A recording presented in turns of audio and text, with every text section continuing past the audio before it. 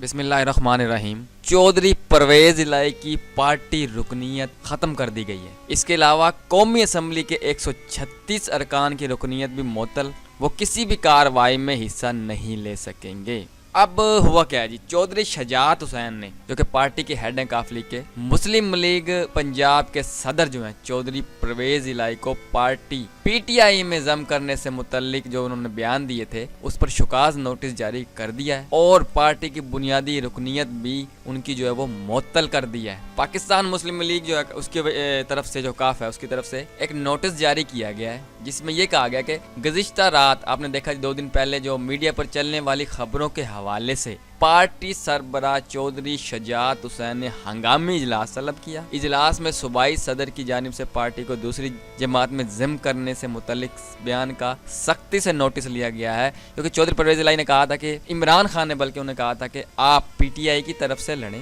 یعنی کہ P T I کے نشان کی طرف سے آپ لڑیں، پی ٹی آئی میں یعنی کہ پارٹی وہ ضم ہو جائے گی، اور چودھری پرویز الہی نے حامی بھی بھر لی تھی، لیکن چودھری شجاعت نے جو ہے وہ انکار کر دیا اور ان کی پارٹی رکنیت ختم کر دی، انہیں ایک شوکاز نوٹس جاری جو ہے وہ کر دیا ہے۔ اصل میں آپ کو پتا ہے کہ چودھری شجاعت حسین جو ہیں ان کا کیا طریقہ کار ہے۔ پچھلی مرتبہ بھی جب وہ زرداری صاحب سے ملے تھے تو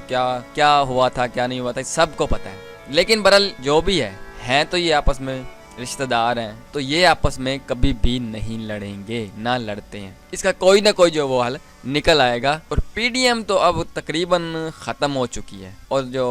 کراچی میں ہوا ہے اس کی ویڈیوز آپ سب نے دیکھی ہیں۔ پیپلز پارٹی نے پہلے سے جو وہ تیاری کر رکھی تھی کہ ہم نے الیکشن کس طرح سے جیتنے ہیں، اور جتنی دھاندلی یہاں ہوئی ہے نا تاریخ میں کہیں دیکھنے کو نہیں ملتی۔ کبھی پولنگ سٹیشنوں پہ آگ لگ رہی ہے، کبھی کیا ہو رہا ہے، پریزائڈنگ آفیسر موجود نہیں ہے، ہر کوئی پریزائڈنگ جو آفیسر بنا ہوا ہے، تو جو بھی ہے آپ سب نے دیکھا کہ وہاں کیا ہوا ہے، کس حوالے سے کس طرح سے دھاندلی کی گئی ہے۔ اب جی چودھری پرویز الہی کو شوکاز نوٹس جاری کر دیا ہے اور انہوں نے کہا ہے کہ اس بیان کی جو آپ وضاحت کریں، اور انہیں ہدایت کی گئی ہے کہ پاکستان مسلم لیگ بحیثیت سیاسی جماعت اپنا تشخص جو ہے ووٹ بینک، پارٹی ڈسپلن اور منشور علیحدہ رکھتی ہے۔ اب آپ نے جو بیان دیا ہے، چودھری پرویز الہی کو کہا گیا کہ آپ نے جو بیان دیا تھا پارٹی ڈسپلن کے وہ خلاف ہے، اس لیے آپ کو شوکاز نوٹس جاری کیا جا رہا ہے، آپ اس کی وضاحت دیں، 7 روز کے اندر اپنے بیان کی جو ہے آپ نے دیا تھا اس کی وضاحت دیں، اور جب تک وہ وضاحت نہیں دیتے یعنی کہ 1 ہفتے تک ان کی بنیادی پارٹی رکنیت بھی ختم کر دی گئی ہے۔ اور دوسری خبر یہ ہے کہ